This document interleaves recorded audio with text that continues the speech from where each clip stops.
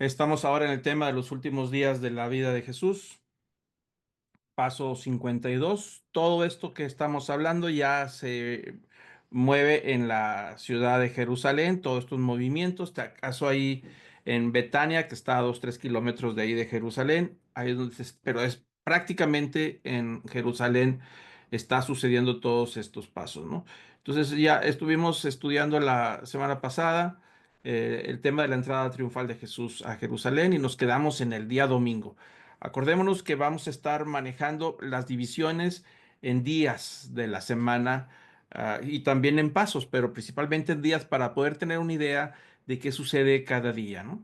Vimos que el sábado anterior al domingo triunfal, donde entra Jesús a Jerusalén, pues el sábado anterior estuvo ahí en Betania, y luego el primer día de la semana de Pascua, que así se le llama, que es domingo, es donde Jesús entra, reconocido por todo el pueblo como el Mesías, el hijo de David que viene a retomar el trono, en ese sentido, por eso hay todo un festejo.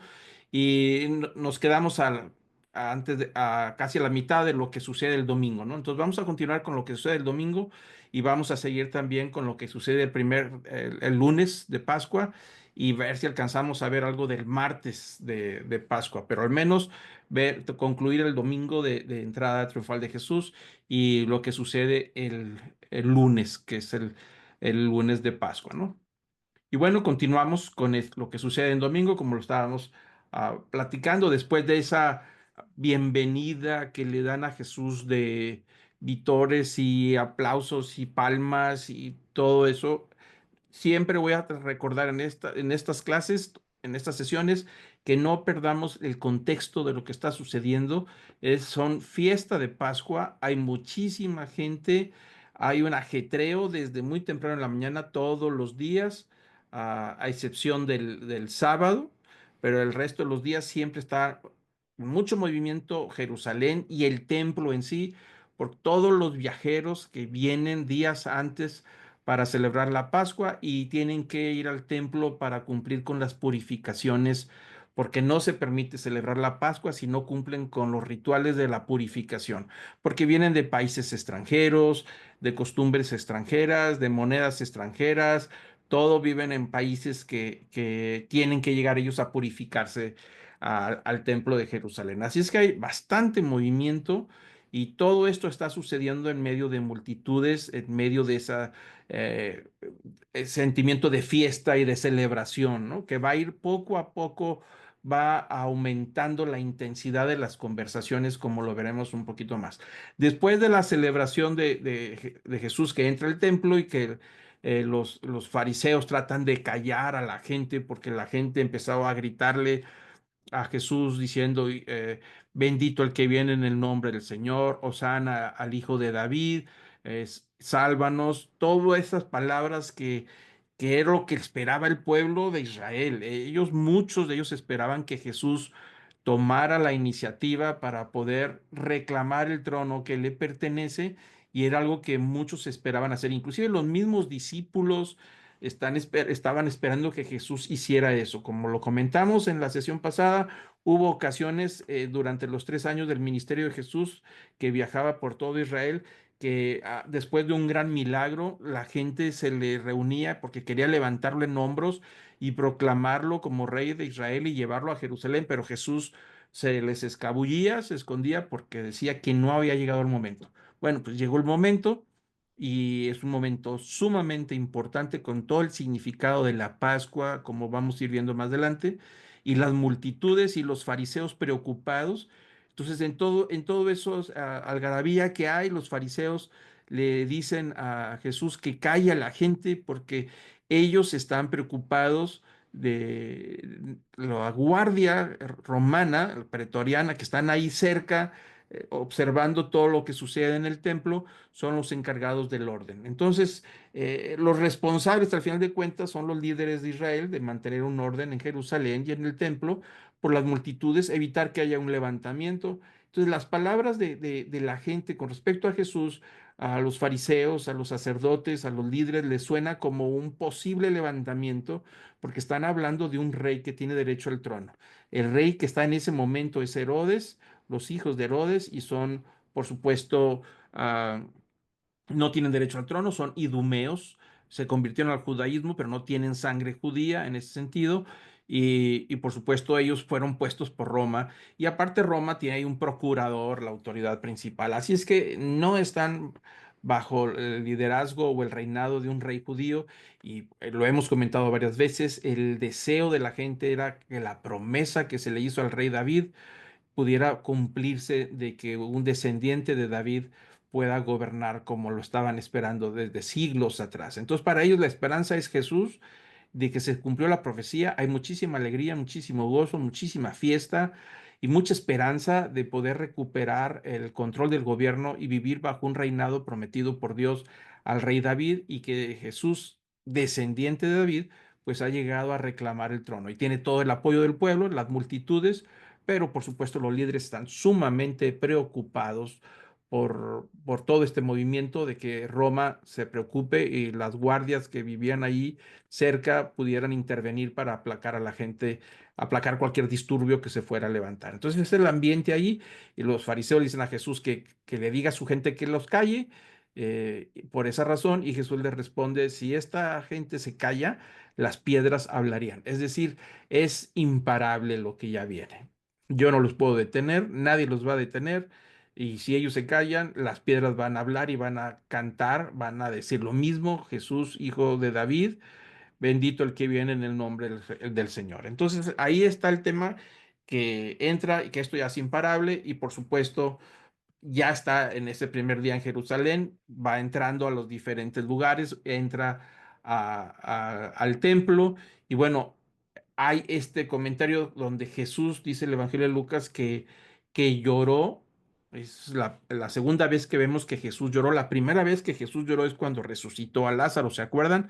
Unas sesiones anteriores donde resucita a Lázaro y lloró por el dolor que sentía de la misma familia que había perdido a su propio hermano. Es la segunda vez donde Jesús dice que lloró, pero es un llanto de tristeza y Lucas lo registra en el momento en que Jesús está de camino hacia Jerusalén, hacia el templo, en el Monte de los Olivos. Estamos hablando de un kilómetro, menos de un kilómetro de distancia, quizá 500, 600 metros, antes de entrar a Jerusalén al templo, y ahí hay una palabra de dolor, ¿no? Y lo registra el Evangelio de Lucas, capítulo 19, versículo 41.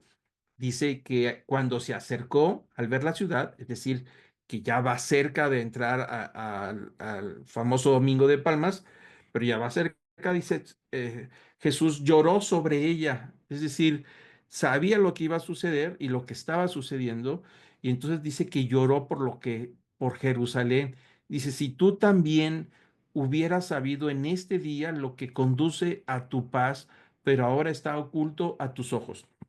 Acordémonos que la entrada de Jesús es una entrada pacífica, por eso entra en un pollino, en un burrito, porque es una entrada de paz. Entrar a caballo significa, es, los caballos son usados para las batallas, así de sencillo, no para transportarse de un lugar a otro, ¿no? Entonces, ahí viene en un plan de paz, así estaba profetizado, lo vimos las profecías de Zacarías, donde dice que hablaría paz, que entraría en un pollino, que destruiría el armamento de Efraín, es decir, las herramientas para la batalla, pero que vendría en un espíritu de paz. Y entonces aquí Jesús dice Lucas que él lloró al ver la ciudad toda, por supuesto, ocupada en sus asuntos de toda la Pascua con todo lo que había que hacer.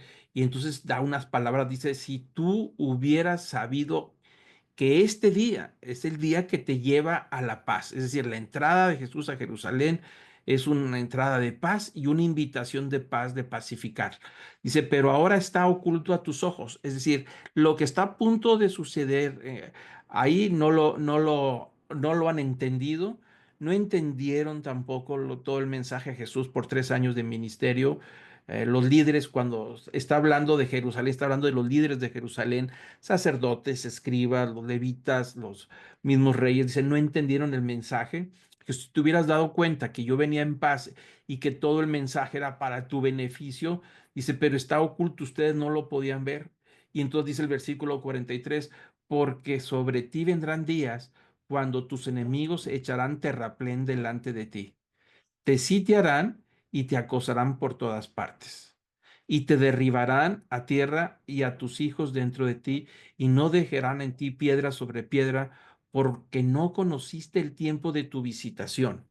Entonces Jesús empieza a hablar a unas predicciones, lo que le sucedería a Jerusalén por no haber reconocido la llegada, la visita del Mesías. Mesías venía en paz, venía para bendecir a Jerusalén, a Israel, para recuperarlo, para restaurar la relación con Dios.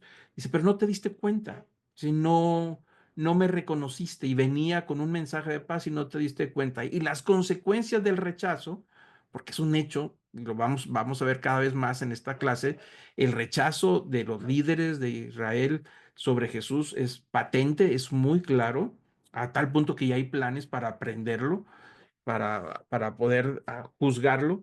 Y entonces dice, por causa de ese rechazo, que no me reconociste como el Mesías y no me reconociste como el prometido que venía a traer paz para ti, y se va a ver consecuencias. Y las consecuencias están claras. Vendrán tiempos de violencia sobre Jerusalén, así dice Jesús, y se te echarán terraplén delante de ti, te sitiarán y te acosarán por todas partes. Es decir, Jesús está viendo lo que sucedería más adelante, unas décadas más adelante, lo que le pasaría en la destrucción de Jerusalén. Y entonces dice que habrá consecuencias para sus hijos, es decir, habría muchas muertes, sufrimiento, y van a destruir Jerusalén, el templo, y va a ser destruido todo, no van a dejar piedra sobre piedra. Y lo que llama mucho la atención, las palabras fuertes dice, porque no conociste el tiempo de tu visitación. Es decir, no le abrieron las puertas. El pueblo fue el que lo reconoció. Jesús entra ese día a Jerusalén montado en el pollino, y es el pueblo, la gente humilde de escasos recursos, los que reconocen a Jesús. Pero la élite gobernante, los líderes religiosos, los líderes espirituales, los que conducen los rumbos de la nación, ellos no lo reconocieron y trajo consecuencias. Entonces, habla lo triste que es cuando tenemos, por supuesto, enfrente el Evangelio, o que alguien nos habla de la palabra de Dios y que la persona dice, no, no es el momento, yo ahorita no, tal vez en otro tiempo, ahorita no es el momento para mí, yo no me meto en esas cosas, cada quien en lo suyo. Bueno, todos nosotros, sin excepción, Dios nos da una oportunidad cuando nos enfrentamos a una invitación de parte de Dios de escucharle a Él, de encontrar el Evangelio. Y si nosotros en esa visitación, en esa invitación que nos hace, decimos que no, ahí por supuesto se pierde una gran oportunidad de la bendición que Dios tiene para nosotros. Entonces, eso fue lo que le pasó a Jerusalén. No reconoció el día en que Dios estaba ejerciendo misericordia sobre ella. ah, para poder restaurarla, ¿no? Entonces, las consecuencias fueron terribles, como lo vamos a ver en unos momentos más. Y sigue diciendo en el versículo que estábamos hablando ahorita, versículo 43, nos dice, porque de ti vendrán días cuando tus enemigos se echarán terraplén. Bueno, eso ya lo comentamos en ese momento. Mateo 23, 37 toca el mismo tema de lo que Jesús está diciendo desde otra perspectiva. Y dice, Jerusalén, Jerusalén, la que mata a los profetas y apedrea a los que te son enviados, cuántas veces quise juntar a tus hijos como la gallina junta sus pollitos debajo de sus alas y no quisiste. Ahí está el mismo llanto de Jesús sobre Jerusalén. Pero cuando usa las dos palabras Jerusalén, Jerusalén es como una palabra de lamento, como diciendo, Jerusalén, si te hubieras dado cuenta de mí, a qué venía, a tu paz, a tu beneficio. Dice, pero todo el tiempo tu historial ha sido así, es decir, han matado a todos aquellos que se han acercado a hablarte. Cuando dice que matas a los profetas y apedreas a los que son enviados, es algo muy común en los profetas del Antiguo Testamento. Los reyes mandaban matar a los profetas, porque Dios levantó profetas a través de los siglos para poder enderezar el rumbo del rey, el rumbo de la nación, porque estaban dirigiéndose hacia idolatría o hacia el pecado o a otras cosas, y siempre mandó profetas. Si ustedes leen los libros de los profetas, todos los libros de profetas del Antiguo Testamento tienen como propósito enderezar el camino. De hecho, la Biblia dice que sin profecía el pueblo se desenfrena, es decir, todos necesitamos esa palabra de orientación, de amonestación que nos conduce a enderezar nuestro camino. Entonces, ¿qué es lo que hacían los reyes en el Antiguo Testamento? Pues a nadie le gustaba escuchar a alguien que nos estuviera exhibiendo con todos los errores que hemos cometido o las cosas que estamos haciendo mal, como separaba el profeta Jeremías o el profeta Isaías o Daniel o todos esos profetas que decían a los reyes, a los sacerdotes que corrigieran el rumbo que estaban teniendo porque estaban equivocados, ¿no? Entonces, lejos de poder hacerles caso, los mandaban callar. Y yo siempre he usado esta figura, es como cuando tenemos el foco de alarma de nuestro vehículo que siempre a veces aparece un símbolo de un motorcito, nos dice que algo anda mal y es una señal de advertencia para llevar el vehículo a un taller y que lo revisen. Pero ¿qué pasa si nosotros le ponemos una cinta, lo tapamos para que no nos moleste? Pues no nos daríamos cuenta de que algo anda mal y no hacemos caso y tarde o temprano el vehículo deja de funcionar. Es decir, algo pasa. Entonces, esto los profetas son palabras de advertencia, son palabras de amor, son palabras de ternura de parte de Dios, de amor hacia Israel, de poder enderezar sus caminos. Por eso las palabras de Jesús cuando dice Jerusalén, Jerusalén, como que son palabras de ternura, de dolor, de tristeza, de alguien que ama y que está viendo que están tomando caminos equivocados. Dice, ¿cuántas veces te mandé profetas para poder enderezar el camino y lejos de escucharlos los apedreaste? Todos los que te envié siempre los tratabas mal. Y en cierta manera Jesús está hablando de sí mismo, que Jesús vino como profeta en ese sentido a enderezar el camino del pueblo de Israel y no lo estaban escuchando. Ya tenían los fariseos y los demás pleito con Jesús de poder esa semana buscar la manera de aprenderlo. O sea, ya había planes para deshacerse de Jesús. Y Jesús está diciendo, ¿por qué no entiendes? ¿Por qué no comprendes que vine a ti para tu paz? Vine por tu beneficio. Soy el prometido, el enviado, el que los profetas hablaron y lejos de reconocerme me vas a tratar mal, me vas a querer desaparecer. Y cita el ejemplo, Jesús dice, ¿cuántas veces quise juntar a tus hijos? Como la gallina junta sus pollitos debajo de sus alas y no quisiste. Es decir, hubo muchas ocasiones en el pasado que dice, yo quería reunirte con amor, con cariño y como protección. Por eso usa ese ejemplo de la gallina. Dice, así la gallina con amor abre sus alas y deja que sus pequeños polluelos se refugien en ella y reciban calor y protección cuando las amenazas de un águila o de un halcón se los quiere llevar. Ahí está la gallinita amorosamente cuidándolos y enfrentándose a quien se tenga que enfrentar. Y dice Jesús que así el Señor quiso juntar a Jerusalén, a las 12 tribus, con ese amor y ese cariño para que se refugiaran en él. Dice, pero no quisiste. O sea, te di todas las oportunidades, pero no quisiste. Y a veces nosotros nos comportamos de esa manera. Cuando oramos, pedimos al Señor y Dios nos manda a alguien que nos guíe o nos manda una situación y una oportunidad y no obedecemos y no queremos y entonces decimos que Dios no nos quiere. Pero esa es parte de nuestra rebeldía en la cual nosotros tenemos que renunciar y actuar en humildad para reconocerle a Él. Jesús vino a favor de nosotros y es ahí donde nos toca a nosotros reconocerle y entender que amorosamente Dios nos quiere reunir para protegernos, ¿no? Entonces ahí está el llanto de Jesús, es decir, las lágrimas donde dice Jerusalén, cuánto te amo, cuánto te quiero, vine por ti, por este pueblo, pero no quisiste. Lejos de eso, me vas a maltratar, me vas a llevar a la crucifixión. Y lo hiciste con todos los profetas en el pasado y ahora lo vas a hacer conmigo. Por eso Jesús llora sobre Jerusalén y llora sobre las consecuencias que traería el rechazo de Israel sobre el pueblo de Israel. Mateo lo dice en ese capítulo 23 versículo 37. Después de que dice Jesús que quería reunir a los polluelos como la gallina reúne sus polluelos, dice, así quería reunirte. Dice, pero no quisiste. Dice, y he aquí, dice el versículo 38. Dice, he aquí vuestra casa os deja desierta. Es decir, los efectos y las consecuencias sobre Jerusalén, sobre Israel, va a quedar vacía.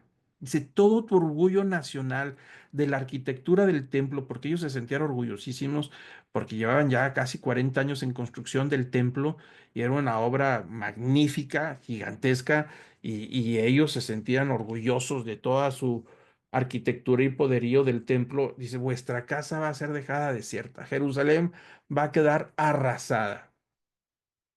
Y el versículo 39 dice, porque os digo que desde ahora en adelante no me veréis más hasta que digas, bendito el que viene en el nombre del Señor.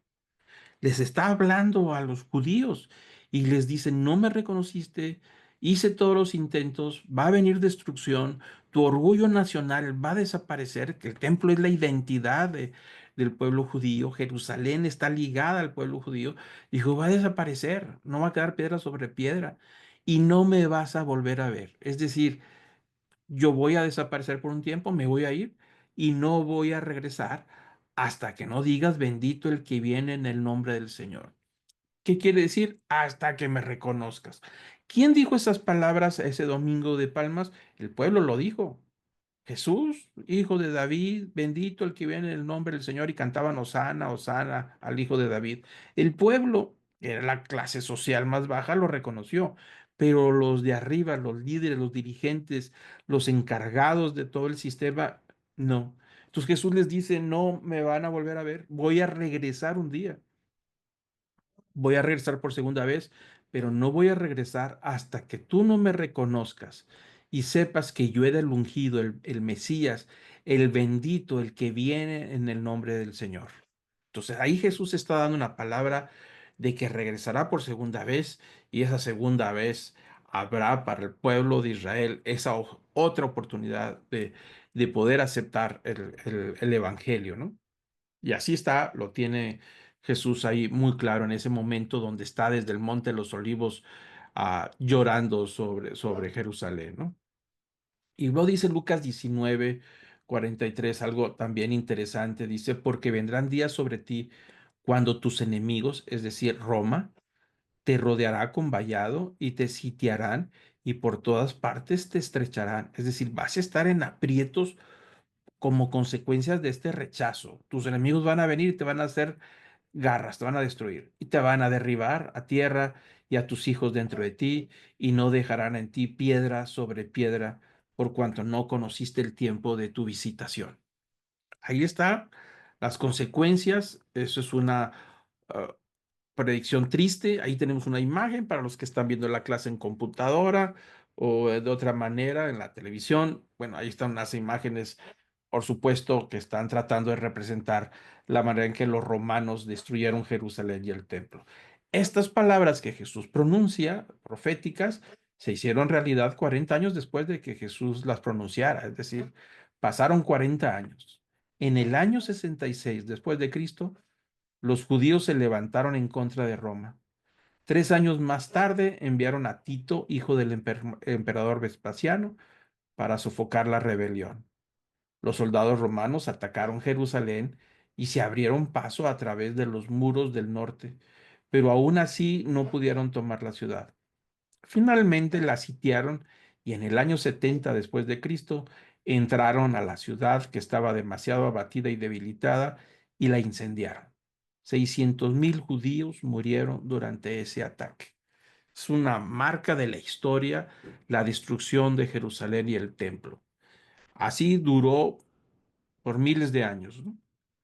Los romanos se desesperaron, los judíos que se levantaron contra Roma en ese levantamiento de Jerusalén, 40 años después de que lo Jesús empezó a profetizar. Ahí se encerraron dentro del templo y de las murallas, cerraron todo y ahí estuvieron 3 años hasta que los romanos se desesperaron, hicieron un terraplén tal y como Jesús lo dijo. Levantaron un terraplén y empezaron a meter el ejército porque ya tenían urgencia de regresarse a Roma. Y entonces el emperador Vespasiano les dijo, ya terminen con ese asunto y hagan lo que tengan que hacer. Dijo, no podemos tardarnos tanto. Y fue una masacre. Murieron miles y miles de judíos que estaban encerrados entre las murallas de Jerusalén en esa ocasión. Destruyeron todo. El templo no quedó literalmente piedra sobre piedra. Hay registros históricos en donde habían pasado ya 50 años, 100 años, y la gente iba a Jerusalén y no sabían exactamente dónde estaba el templo, porque con todas las piedras que hicieron las quemaron, las tronaron y empezaron a construir otro tipo de cosas. A la ciudad de Jerusalén los romanos le cambiaron el nombre para que los judíos no regresaran. Muchos huyeron, se fueron grandes cantidades, hubo un éxodo grande de Israel que fueron esparcidos por todos lados después de la destrucción. El nombre que le pusieron los romanos a Jerusalén se llamaba Aelia Capitolina. Así le cambiaron el nombre para que no quedara muestra ya ni del templo, ni del nombre, ni de los judíos. Así estuvo por varios siglos, hasta que ya vinieron después por el año 650 por ahí los musulmanes, y empezaron a reconstruir la ciudad, construyeron el Templo Dorado, que no es una mezquita, más bien ahí es un templo de los musulmanes, que es la cúpula dorada, que es símbolo de cualquier fotografía de Jerusalén actualmente. Desde el año 650, 700 se construyeron y ahí está sobre el lugar que se suponía que era el templo, ¿no? Entonces quedó todo destruido, los lugares se perdieron y poco a poco empezaron a levantar la ciudad, pero vinieron ya después los cruzados, se la quitan a los musulmanes, reconstruyen la ciudad y así se fueron como pelota de ping pong, de un lado a otro, hasta que finalmente el Imperio Otomano se queda con toda esa zona de Israel por varios siglos hasta la Primera Guerra Mundial, que pierden los otomanos y pierden todos esos territorios, ¿no? Ya. Y bueno, ya conocemos el resto de la historia. Israel regresa al territorio allá en el año 1947, después de la Segunda Guerra Mundial, motivado por el Holocausto y buscando una tierra para poder identificarse como nación. Y por primera vez en ya casi 2000 años regresan ahí. Pero todo ese tiempo se cumplió la profecía, por siglos estuvo en ruinas de Jerusalén, realmente no llegó a ser importante por siglos, ni siquiera en el sentido cristiano fue un patriarcado importante. Había cristianos, sí, había cristianos en los primeros siglos, pero no representaba un centro importante de cristianismo como lo fue Roma, como lo fue Antioquía, Constantinopla o Alejandría, que eran centros cristianos muy importantes. Jerusalén no, luchó muchísimo y batalló bastante por siglos, por siglos. Entonces, las palabras de Jesús se cumplieron al pie de la letra, tal y como lo describe ese domingo de Palmas, cuando Jesús llora sobre Jerusalén por el rechazo que tenía de no reconocer al Mesías. Y le dijo, no me vas a volver a ver hasta que me reconozcas como Mesías, hasta que digas bendito el que viene en el nombre del Señor, ¿no? Entonces ahí está, es parte de la historia, ahí está todo, cuesta mucho a veces aceptarlo, toda esa destrucción. En Roma hay un arco de triunfo donde refleja, por supuesto, la destrucción de Jerusalén. Ahí están las esculturas donde van llevando los tesoros del templo. Se perdieron la menora gigantesca, todo lo mobiliario sagrado. Se lo llevaron los romanos. Hasta ahorita no se cuenta con nada original. Lo único que quedó de ahí, el famoso Muro de los Lamentos, es un pedacito de la muralla del templo que todavía se conserva ahí en Jerusalén y que es lugar de peregrinación para judíos y para los cristianos que van de visita a conocer nada más ahí el lugar, ¿no? Entonces, una historia muy triste, por supuesto. Entra Jesús, como les decía, el Domingo de Palmas es un día muy emotivo porque por un lado entra Jesús con aplausos, reconocimientos, la gente reconociendo, gritándole que es el Hijo de David, bendito el que viene en el nombre del Señor, los fariseos todos preocupados que no hubiera un levantamiento, y luego Jesús en la tarde ya está llorando por la situación de Jerusalén, por el rechazo que hubo de que no lo reconocieron los judíos, ¿no? Entonces, un día muy importante con respecto a estas profecías que se estaban dando. Y bueno, Jesús dice Marcos capítulo 11 versículo 11 que ese mismo domingo Jesús entra a Jerusalén y entra al templo. Es decir, no nada más en las callejuelas que iba con el burrico, sino con toda la gente, sino que llega un momento en que ya se baja y entra al templo. Dice, y habiendo mirado alrededor todas las cosas, como ya anochecía, se fue a Betania con los 12. ese domingo no se queda a dormir en Jerusalén, se regresa a Betania. Acuérdense, Betania está a 3 kilómetros. Ahí está la familia de Lázaro que acaba de resucitar, María y Marta, que son sus amigos, y ahí se estaba hospedando, no se estaba hospedando en la ciudad de Jerusalén. Pero lo que resulta es, después de todo ese momento que es crítico, emotivo para Jesús, por todo lo que va a suceder durante esa semana, los apóstoles ni pista tenían de lo que iba a pasar. Sí, sabían que Jesús se animó a entrar como el hijo de David, dejarse que lo levantaran en hombros para reconocerlo como el rey de los judíos. Los apóstoles están contentos, también están preocupados porque saben las amenazas con Jesús y es un momento crítico porque hay muchísima gente, se puede descontrolar el asunto, pero por otro lado, no tienen ni idea ni siquiera lo que va a suceder. Para ellos, todo lo que va a suceder durante la Pascua es totalmente nuevo. Aunque Jesús lo dijo en antelación, estuvo anticipadamente diciendo lo que iba a suceder, que iba a ser aprendido, iba a ser torturado, maltratado, y iba a ser llevado a juicio injusto, y iba a ser entregado a los gentiles para darle muerte. Lo dijo ahí unas semanas antes, lo estuvimos ahí estudiando, pero ellos no entendían totalmente la magnitud del evento como lo veremos más adelante, ¿no?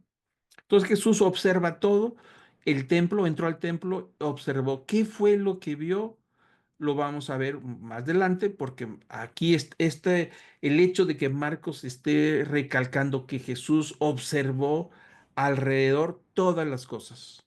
Es decir, puso atención a los detalles del templo, pero ya era muy tarde, y entonces se fue a Betania a dormir con los 12 discípulos. Y vamos a ver qué es lo que sucede ahora al siguiente día. Pero a mí me gustaría leer el Apocalipsis 19, que me parece muy interesante porque Jesús regresará por segunda ocasión y lo va a comentar más adelante, lo vamos a ver aquí, los comentarios que él va a decir de su segunda venida, de restaurar el reino. La primera vez viene como una oveja pacífica para ser entregada al sacrificio y es ahí donde todos se confundieron. Pero Apocalipsis, cuando Dios revela el Apocalipsis a Juan, le está mostrando que al final de la historia Jesús regresaría por segunda vez, pero regresaría ahora en un caballo. Por eso llama la atención esta profecía. Dice el Apocalipsis, el capítulo 19, el versículo 11, dice Juan, y vi el cielo abierto, esto es decir, al final del final de los finales, y he aquí un caballo blanco. El que lo montaba se llamaba Fiel y Verdadero, y con justicia juzga y hace guerra. Sus ojos son como una llama de fuego, y sobre su cabeza hay muchas diademas, y tiene el nombre escrito que nadie conoce sino él. Y está vestido de un manto empapado de sangre, y su nombre es el Verbo de Dios. Noten ustedes lo que está viendo en esta visión, que no viene en un pollino en señal de paz, ahora viene con todo el derecho al trono para hacer juicio sobre todas las naciones, es decir, y recuperar su reino. La primera venida vino como un cordero, derechito al matadero, y toda la gente le estaba diciendo por qué no se defendía, por qué no hacía algo, tantos milagros que había hecho, qué le costaba haber hecho un milagro más y deshacerse de todos los romanos y bajarse de la cruz, pero no sucedió. Y eso genera mucha confusión. Pero era parte del plan, así estaba profetizado que tenía que ser. Tenía que ser llevado al sacrificio. Primera venida viene como un cordero al sacrificio. La segunda venida, que es la que está por suceder, vendrá como un caballo para la batalla. Esa es la gran diferencia. Listo para traer juicio y recuperar, para hacer guerra al enemigo, al mal, al demonio, con todo lo que representa en la maldad y traer ese juicio. Y dice que su cabeza traía muchas diademas, es decir, el derecho al trono de reconocer como el rey de reyes y señor de señores. Y dice el versículo 13, y está vestido de un manto empapado de sangre y su nombre es el Verbo de Dios, es decir, del sufrimiento de la sangre derramada en la cruz, el Cordero. Y por eso dice el versículo 14, y los ejércitos que están en los cielos, vestidos de lino fino, blanco y limpio, le seguían sobre caballos blancos. Esta es una visión, por supuesto, tenemos que entenderlo así de esa manera, pero no vendría solo, vendría con toda una legión de ángeles para hacer juicio, el juicio final. Y dice el versículo 15, de su boca sale una espada afilada para herir con ella a las naciones y las regirá con vara de hierro, y él pisa el lagar del vino del furor de la ira de Dios Todopoderoso. Y en su manto y en su muslo tiene un nombre escrito, Rey de Reyes y Señor de Señores. Esa es la imagen de la segunda venida. Estudiamos la imagen de la primera venida, la entrada a Jerusalén, es en un pollino, dócil, quieto, sin quejarse. Cuando lo aprenden, vamos a estudiar todos los juicios que le van a hacer, que son ilegales todos, por cierto. Y todos dicen, ¿por qué no se defiende? ¿Por qué no dice nada? Porque estaba profetizado que tenía que ser así. Pero también él dirá, y lo vamos a ver en esta clase más adelante, cuando él está, antes de ser aprendido, está ahí en el Monte de los Olivos, ahí enfrente del templo, fuera de Jerusalén, pero enfrente del templo, a 500, 600 metros, donde lloró por Jerusalén, ahí está de nuevo, y ahí va a dar todo un sermón acerca de su segunda venida, de lo que sucedería cuando él regrese por segunda vez en juicio para poder recuperar el trono, el reino que le corresponde y que tiene derecho, ¿no? Y quitarle la gloria que Satanás le robó a Dios desde el principio, desde el Génesis. Pero el título que dice aquí es Señor, Rey de Reyes y Señor de Señores, es decir, está encima de todos. Por eso quise leer este pasaje de Apocalipsis que vale la pena compararlo con la primera venida y la segunda venida será totalmente diferente, ¿no? Bueno, vamos a ver con el lunes de Pascua. Como vimos anteriormente, al final del domingo entró al templo, vio todas las cosas y se fue a dormir a Betania. Mateo 27, versículo 21, versículo 18, dice que por la mañana, es decir, el lunes, que sería el segundo día para ellos, para nosotros es el lunes de Pascua, cuando regresaba a la ciudad, dice que tuvo hambre. Y al ver una higuera junto al camino, se acercó a ella, pero no halló nada en ella, sino solo hojas. Y le dijo, nunca jamás brote fruto de ti. Y al instante se secó la higuera. Al ver esto, los discípulos se maravillaron y decían, ¿cómo es que la higuera se secó al instante? Bueno, ahí está registrado un milagro, una manera sobrenatural. Ese detalle tiene muchísimo significado. Es en el camino hacia Jerusalén. Otra vez Jesús va ahí a encontrarse con los fariseos. La higuera tiene muchísimo significado, lo hemos comentado en otras ocasiones, representa al pueblo de Israel. Pero en este caso, Jesús se acerca a una higuera que tiene muchísimo follaje, es decir, Jesús cree que tiene frutos porque está verde, pero al acercarse, al tratar de sacar un higo, no le encuentra nada. Entonces, si lo juntamos con lo que dicen los otros evangelios acerca de este mismo evento, es decir, ahí encuentra que esta higuera no tiene fruto y entonces dice, nunca más brote fruto de ti y al instante se secó. Se conoce como la maldición de la higuera. Los comentaristas a través de los siglos se ha llegado a la conclusión de que este evento lo registran los evangelios porque es importante para entender lo que le sucedería al pueblo de Israel. Como les digo, el pueblo de Israel es representado de diferentes árboles o frutos, entre ellos la vid se representa también al pueblo de Israel, la higuera también, el olivo se representa al pueblo de Israel. Y en este caso, esta higuera está llena de follaje, es decir, parece que debería tener fruto, pero está ocupada en su imagen. No trae frutos, es decir, no da resultado. ¿Qué era lo que le estaba pasando al pueblo de Israel? El pueblo de Israel, con todo el ritualismo y la pompa de las ceremonias, de los ropajes, de los sacrificios, ocupado en toda esa imagen, pues estaba todo funcionando, todo muy verde, pero no había resultados. Estaba estéril el pueblo de Israel. Estéril en el sentido de que no había una relación saludable con Dios, porque todo se había convertido solamente en un sistema religioso, ocupados en todo haciendo nada. Y los fariseos, los sacerdotes y los escribas, siempre con sus ropajes, cumpliendo con todas las observaciones, pero no había los frutos. Esa imagen de una higuera que Jesús secó era una higuera ocupada en las hojas, pero sin producir fruto, cuando el objetivo de las hojas y de la higuera es el fruto. Y Jesús lo dijo en muchas ocasiones, cuando habla de la vid, cuando habla de todo árbol que en mí no da fruto será cortado, ¿no? Entonces el objetivo es el fruto. Israel tenía un objetivo desde su origen.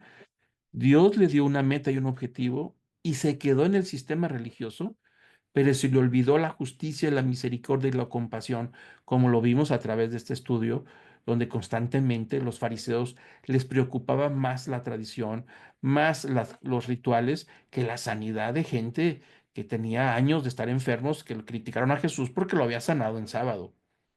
Entonces, ese acercamiento de Jesús, llegar al corazón de Israel, porque el corazón de Israel es Jerusalén y el corazón de Jerusalén es el templo, y encontrar que todo estaba totalmente desordenado, contaminado y sucio, y los líderes estaban ocupados en sus propios asuntos personales y no atendiendo a Israel, eso es lo que él le llama que vino a buscar fruto a Israel y no lo encontró. Acuérdense que el Evangelio dice que Jesús veía al pueblo de Israel como ovejas sin pastor, es decir, sin alimento, sin cuidados, sin vigilancia, sin sanidad, sin atenciones, sin aprecio, sin cariño. Dijo, así vio el pueblo, abandonado totalmente por sus líderes, y los líderes ocupados solamente en su imagen, en todas las cosas que eran personales, en el orgullo del templo, de cómo se sentían orgullosos por el templo magnífico que tenían, pero no les interesaba ni la justicia, ni la misericordia, ni la compasión, y los de abajo estaban abajo y nunca les daban chance de poder subir, es decir, ni siquiera se acercaban, porque los veían como gente de mal bajo nivel. Y no, en lugar de alimentarlos y tener misericordia, al contrario, los pisoteaban. Entonces Jesús eso es lo que está viendo en esa figura. Interesante que sucede en lunes, el día después de la entrada triunfal. Jesús regresa a Jerusalén para continuar con los temas que vienen, y lo primero que sucede ese día en la mañana es ese simbolismo de acercarse a sacar un fruto de Israel y no lo encontró. Por eso se secó. Es decir, dejó de cumplir con su propósito porque lo abandonó la higuera. La higuera había ocupado estar llena de follaje, muy verde, muy bonita, muy todo, pero sin sentido, que no tenía ningún fruto. Es decir, perdió el tiempo, sus nutrientes en llenarse de un buen follaje, en lugar de dirigirla hacia los frutos, que al final de cuentas es lo que más vale en ese tipo de árboles. Si no da fruto, ¿para qué lo quieres, no? Entonces, aquí Israel no dio fruto. No hay compasión, no hay misericordia. Se han aprovechado del pueblo, lo han pisoteado. Los que gobiernan ni siquiera judíos son, y los que son judíos en el sistema de liderazgo y los que están ahí en posiciones importantes están al servicio de Roma o al servicio de los reyes, pero no al servicio de Dios ni al servicio del pueblo.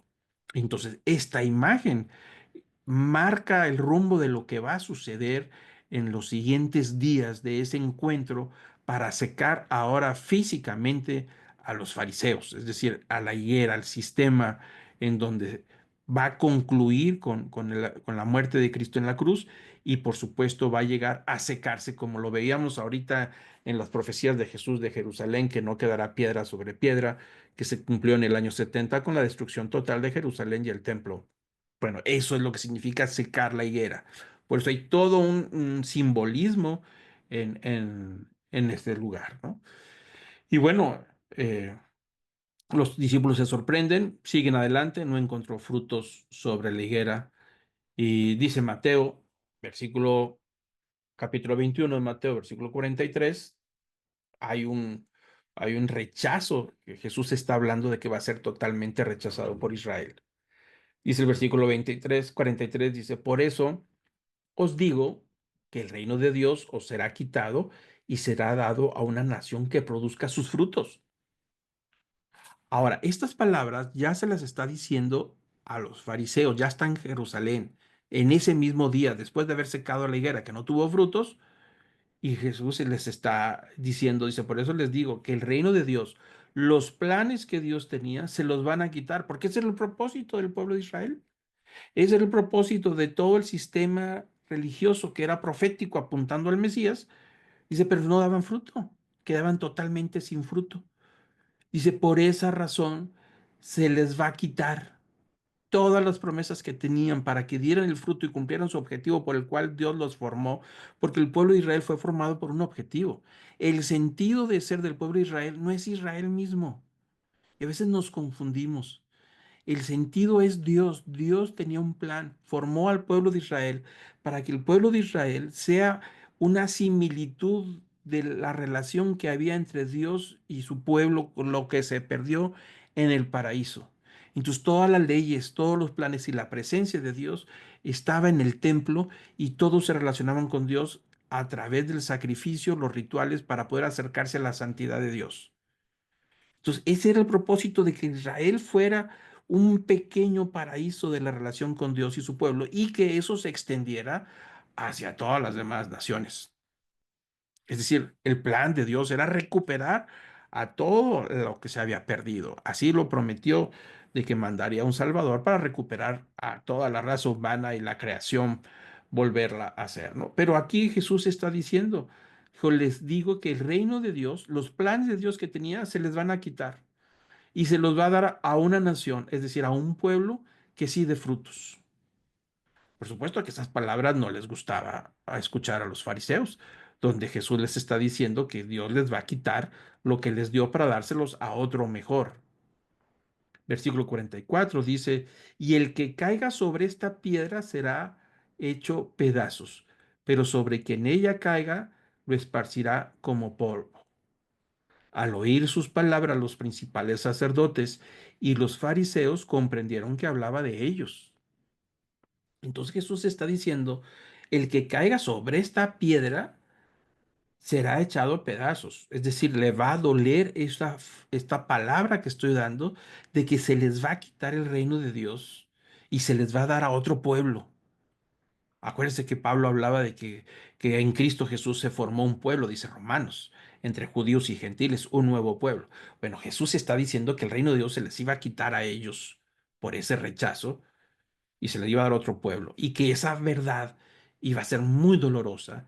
Dice, el que caiga sobre esta piedra lo hace pedazos, es decir, el que entienda lo que está diciendo le va a doler. Dice, pero sobre quien ella caiga lo va a hacer polvo. Es decir, a la fuerza, dando a entender que si la piedra cae sobre ti, te hace garras al no entenderlo y rechazarlo. Es decir, o lo comprendes voluntariamente y te duele, o te mantienes en tu posición de terquedad y necedad, y tarde o temprano te va a caer sobre ti y te va a hacer garras. Eso es lo que dice Jesús sobre la verdad de que el reino de Dios sería quitado. Eso está relacionado con la higuera que no hubo fruto, ¿no? Por eso usa la misma frase, dice, será quitado y se dará una nación que produzca sus frutos.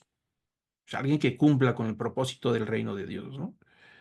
Por supuesto, los fariseos, los sacerdotes, principales sacerdotes, son gente de alta posición.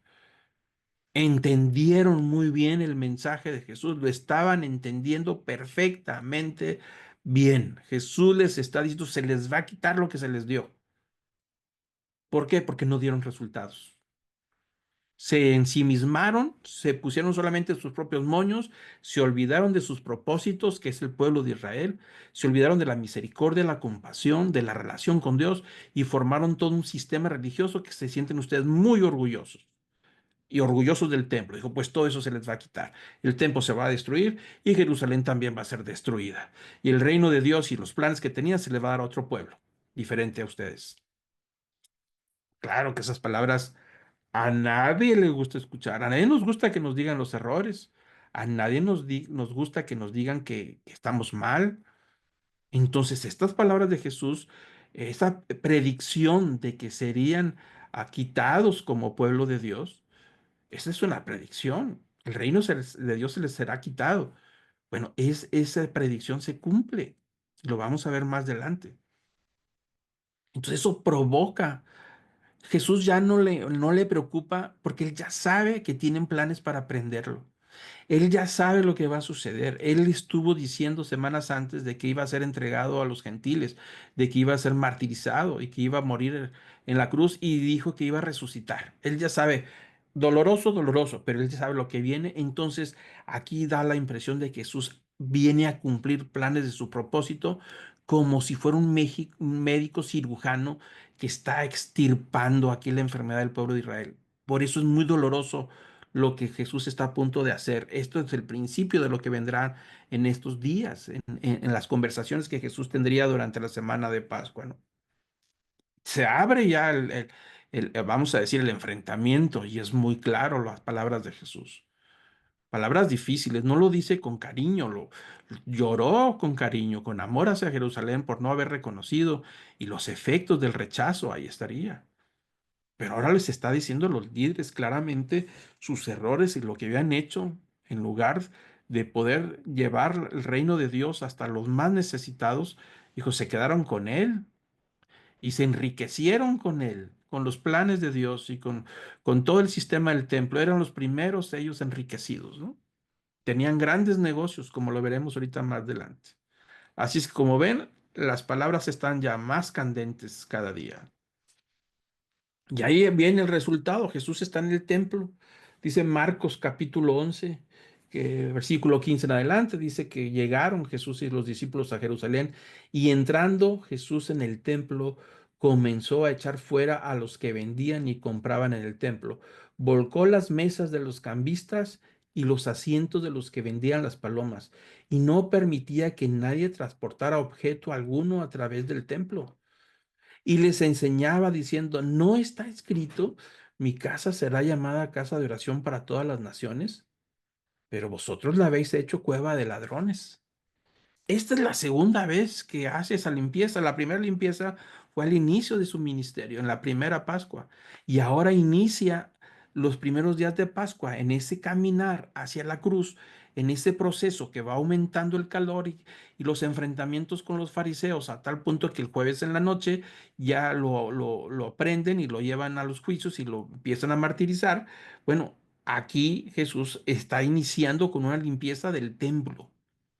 Así inicia todo esto.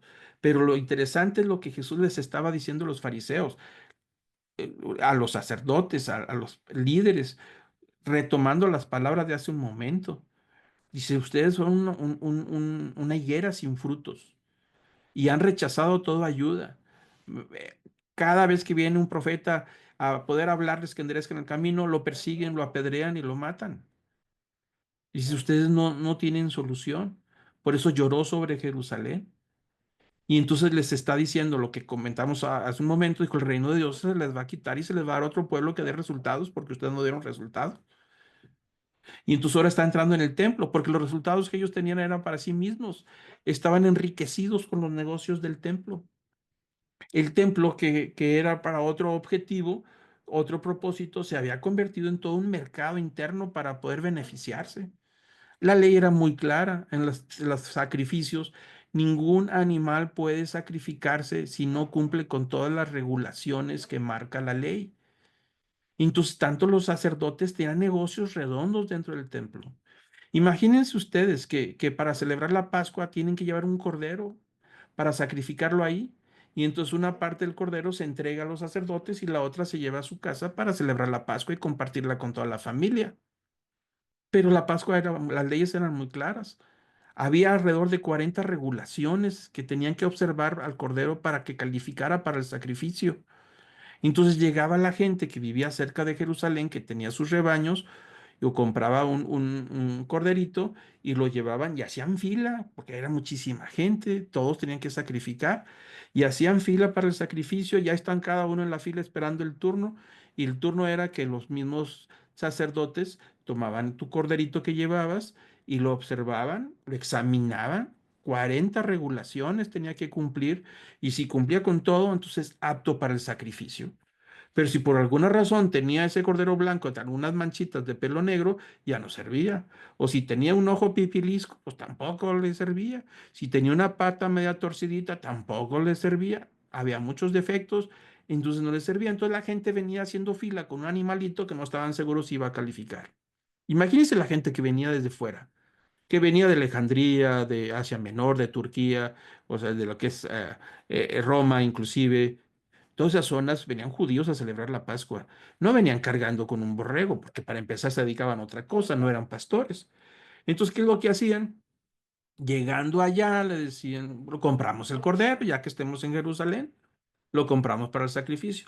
Entonces había gente vendiendo afuera de Jerusalén. Afuera del templo había mucha gente vendiendo corderos y los compraban, pero había que hacer fila para la examinación. Pero aquí viene el negocio. El negocio estaba en que los mismos sacerdotes tenían corrales ahí en los atrios del templo que se supone que estaban dedicados para la enseñanza y dedicados para las festividades. Pues ahí tenían sus corrales y con corderos ya examinados y calificados. Por supuesto, eran mucho más caros. Entonces ahí compraban el cordero, que no tenían que hacer fila porque ya habían sido examinados por los mismos sacerdotes que los vendían. Pero los extranjeros venían con monedas de Egipto o de Roma o de otros lugares, y esas monedas son monedas impías. No se puede aceptar ni siquiera para diezmo, ni siquiera para comprar un animal sagrado. Entonces, ¿qué es lo que hacían? Pues estaban las mesas de los cambistas, las casas de cambio. ¿Qué era negocio de quién? Pues de los mismos fariseos y de los sacerdotes, para evitarle la molestia a la gente de buscar monedas locales, el shekel, que era el permitido para comprar los animales. Entonces ahí hacían los negocios, ahí estaban los primeros bancos, los primeros cambistas, cambiando las monedas extranjeras por monedas locales para que ellos fueran a comprar el corderito, las palomas para el sacrificio, o un buey para un sacrificio especial, o una purificación, de todo lo que sea necesario. Ahí lo tenía el templo. No tenía que ir a comprarlo a ningún lugar. Ellos mismos tenían su propio negocio. Con la cantidad de gente que había en el templo en esas fechas, era un negocio súper redondo.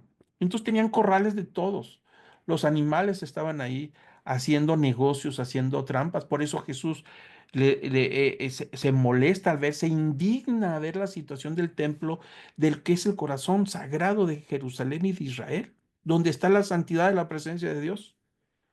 Entonces dice que echó fuera todos los que vendían y compraban en el templo, volcó las mesas de los cambistas y los asientos de las que vendían palomas. Ahí su jaulita, un par de palomitas, ya está autorizada, examinada, está un poquito más cara, pero ya no tiene que hacer fila y ya va a ser aceptado por el sacerdote para el sacrificio.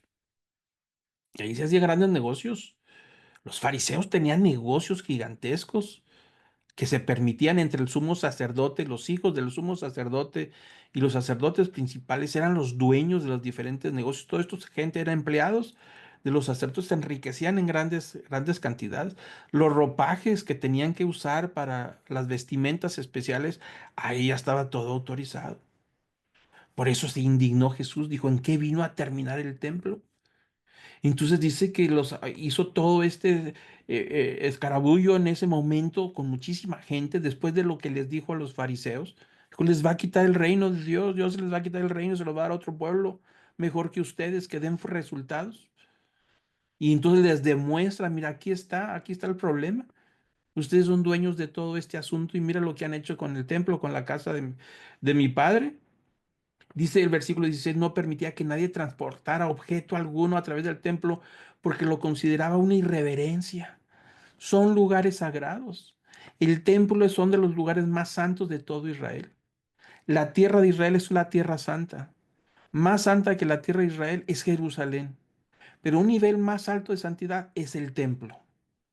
Y ahí en ese nivel de santidad, donde emana la santidad de Dios y que los sacerdotes son los encargados de santificar al pueblo, santificar las fiestas y santificar los lugares a través de los sacrificios, la fuente de la santificación es de Dios, pero estaba profanado por las tranzas, por los negocios y los abusos y los maltratos que se aprovechaban de la gente y eran negocios de sacerdotes y de los fariseos. Por eso Jesús no permitía que nadie transportara objeto alguno porque lo consideraba irreverente.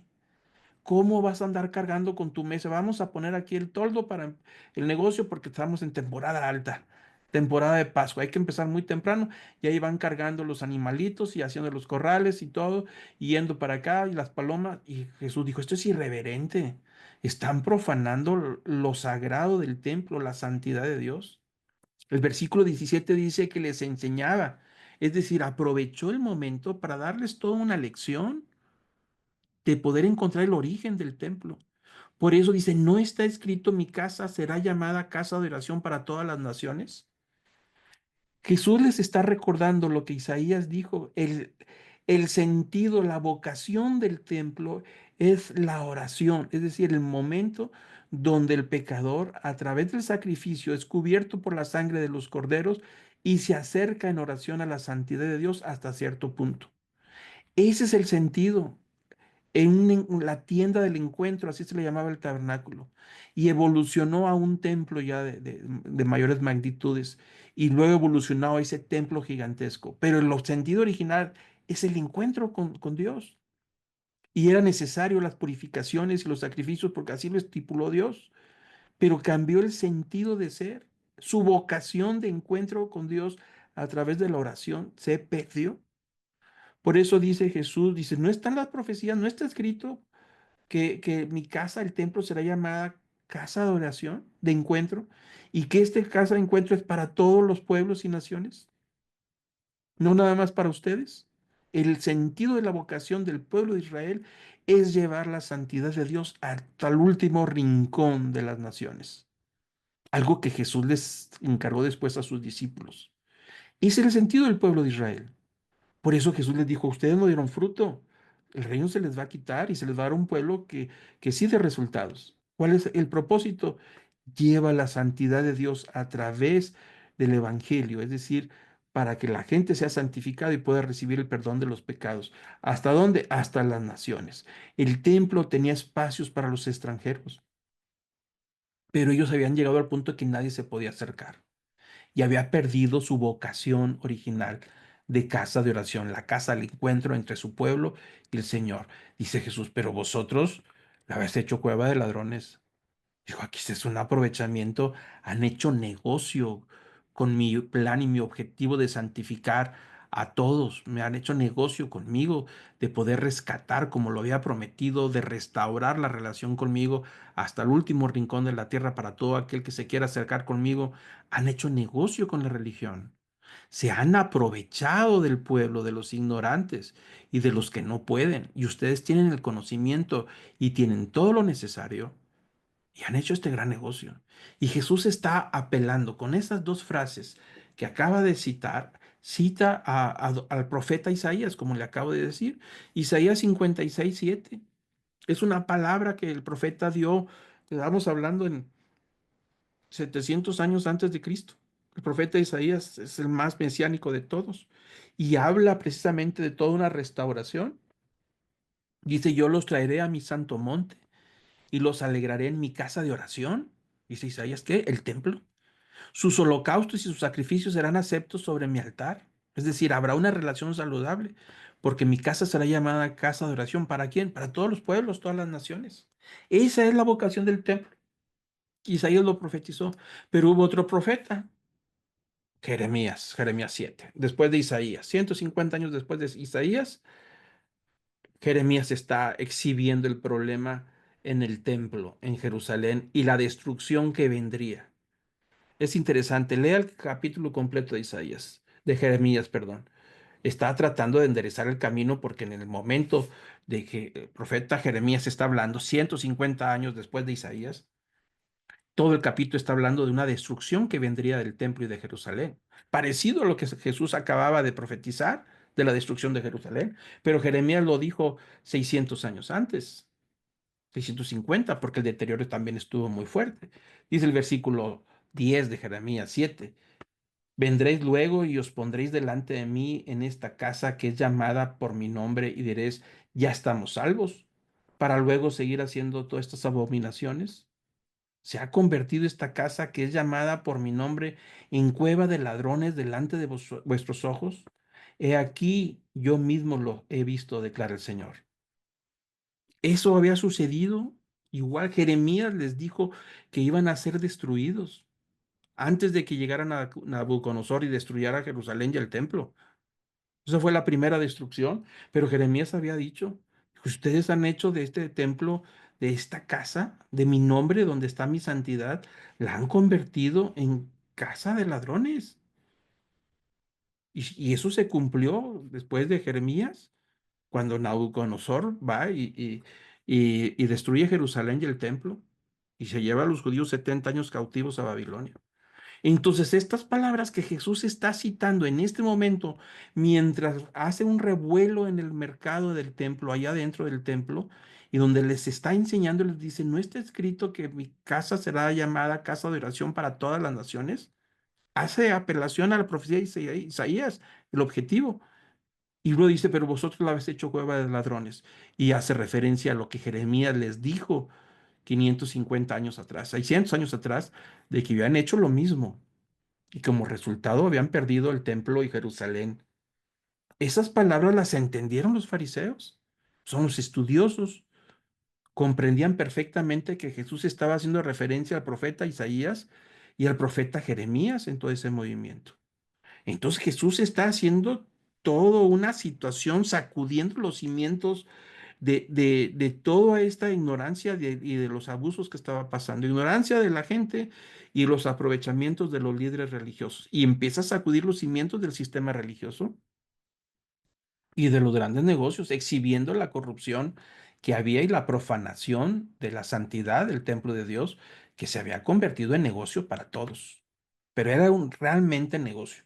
Hay varios historiadores como Josefo y Plinio hablan de los grandes negocios que había en el templo, que describen el momento de la destrucción del templo por los romanos y describen las grandes cantidades de negocios que tenía. Esto es historia. Está confirmado, Jesús lo trata de corregir. Ahí vemos la situación y el deterioro que había llegado lo sagrado a convertirse en negocios. Comercializaban con el temor de la gente, comercializaban con la inseguridad y el pecado de la gente, comercializaban con todo para pacificarlos. Por eso dice Jeremías, dice, ustedes dirán, ya estamos salvos, dice, porque cumplen con todos los requisitos de venir al templo. Dice, vendréis luego y pondréis delante de mi casa, y casa de mi nombre es llamada, y diréis, ya estamos salvos. Si ustedes creen que están seguros, yo, claro que no están seguros, aunque cumplan con todos los rituales, pues no están seguros, porque han hecho muchísimas cosas mal. Se ha convertido en casa de ladrones. La casa del Señor se ha convertido casa de ladrones. Y eso trajo consecuencias fuertes. Como ven, ese lunes de la semana de Pascua, el domingo estuvo muy bonito y mucho aplauso y mucha algarabía, mucha festividad. Y en la noche Jesús lloró por Jerusalén al verla tan ocupado en sus cosas. Y el lunes de la mañana empieza con el problema real de Jerusalén, el problema real de Israel. Ocupado en todo sin frutos, no cumplió con el propósito y la vocación del pueblo de Israel. ¿Cuál era la vocación del pueblo de Israel? Llevar la santidad de Dios a todas las naciones. La vocación del pueblo de Israel, ellos pensaron que el objetivo y propósito de lo que Dios había hecho eran ellos. No, ellos eran los medios, los mediadores. Y lo dice en varios pasajes en el Antiguo Testamento. Te he prosperado y yo seré tu Dios, tú serás mi pueblo, para que lleves mi nombre a todas las naciones. Pero se quedó con el mismo y se sintieron orgullosos de ser quien eran. Pero se quedó en una cúpula, en una esfera, con todos los beneficios y la mayoría del pueblo abandonados. Como dijo Jesús, como oveja que no tienen pastor, totalmente abandonados. Por eso recibieron a Jesús con mucho aplauso y con mucha alegría, porque dijeron, vamos a recuperar el reino. Y Jesús le dijo a los fariseos, Dios les ha quitado el reino. El reino de Dios será quitado y será dado a otro pueblo que dé resultados, que dé fruto. Entonces, como podemos ver, el primer día, después del domingo, el lunes, estaba poniendo la cosa muy, muy candente, ¿no? Mateo 21 dice que ese mismo día, versículo 14, en el mismo templo, y después de todo ese encuentro con los fariseos, se le acercaron a él los ciegos y los cojos y los sanó. Hubo milagros ese día, sanidades a la vista de todos, ¿no?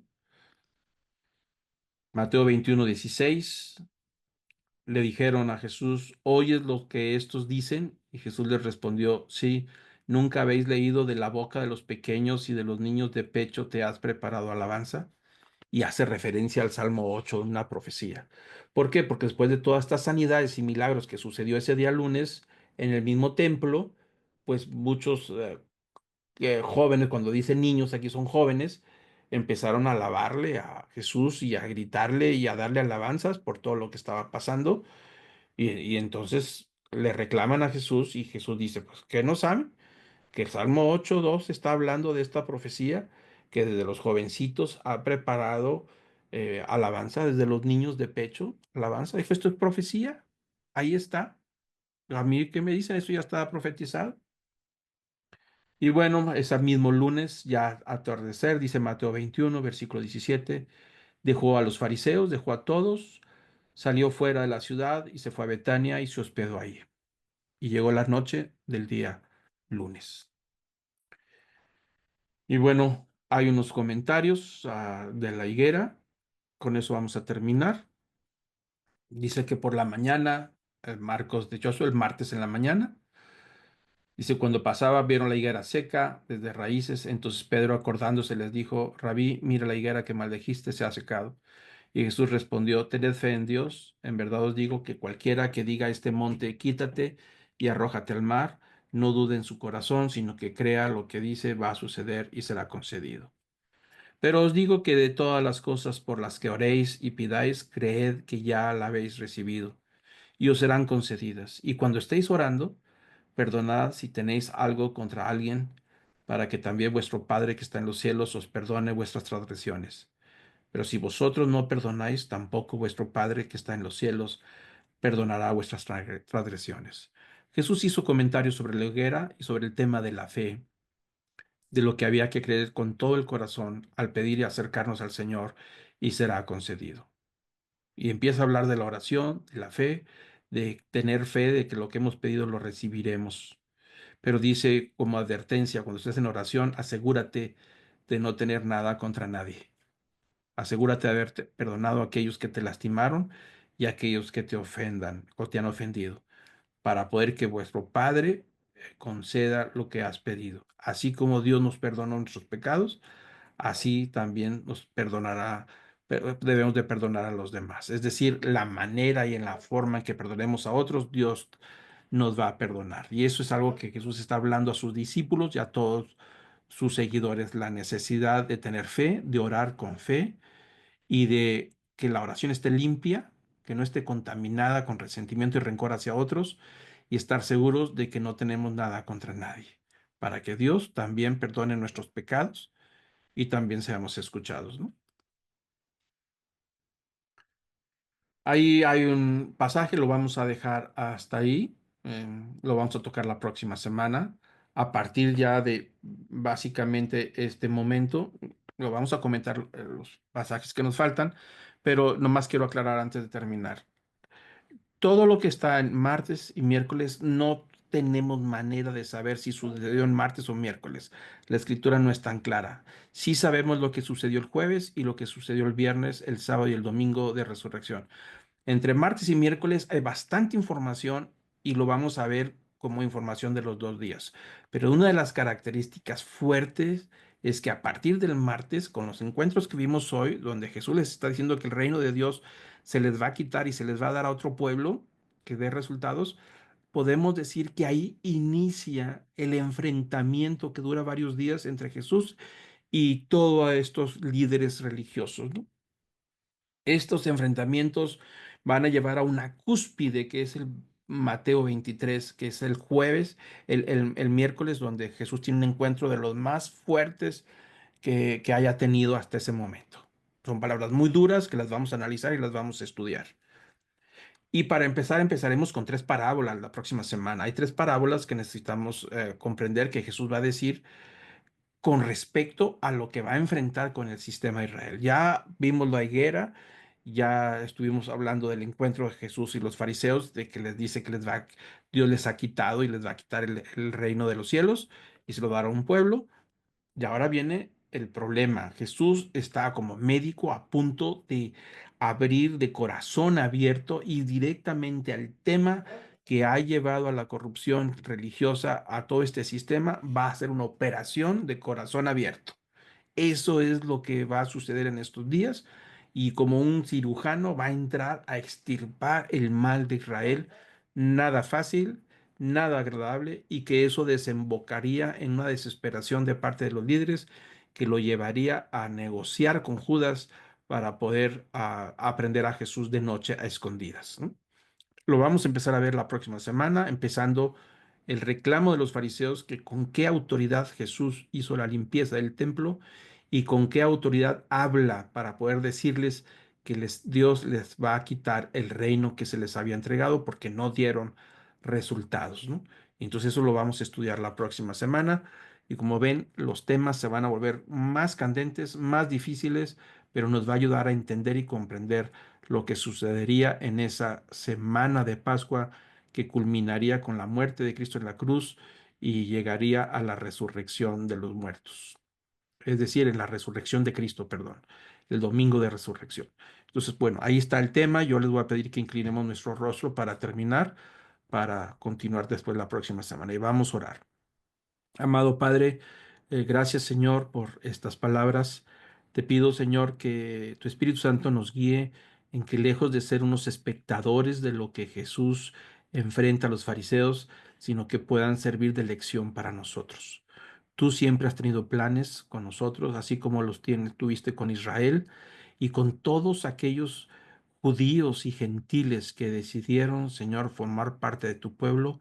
Señor, nos has dejado la responsabilidad de dar resultados. Nos has entregado el reino.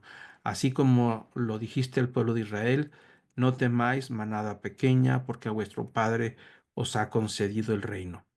Señor, que podamos asumir la responsabilidad y vivirla de acuerdo a tus principios, Señor, que podamos dar los resultados. Gracias, Señor, por estas palabras que nos sirvan de lección para nosotros, para que en humildad y en reverencia quitar toda soberbia y altanería sobre los demás y reconocer que estamos, Señor, contigo porque tú nos abriste el camino de gracia y misericordia, porque no teníamos derecho, pero por amor y gracia nos has dejado entrar. Y así esta puerta abierta para todo aquel que reconozca a Jesús como Señor y Salvador, sin importar el sistema religioso de donde venía, si es judío o es gentil. Padre, has abierto la puerta para todos. Que podamos reconocer, Señor, y reflexionar en estas grandes verdades del camino que abriste y de la misericordia tan grande que nos has tenido con nosotros. Gracias, Señor, por tu palabra y bendice, Señor, a cada uno de los que estamos escuchando, que tu palabra pueda cobrar vida en nuestros corazones. A ti sea el honor, el poder y la majestad por los siglos de los siglos. Amén.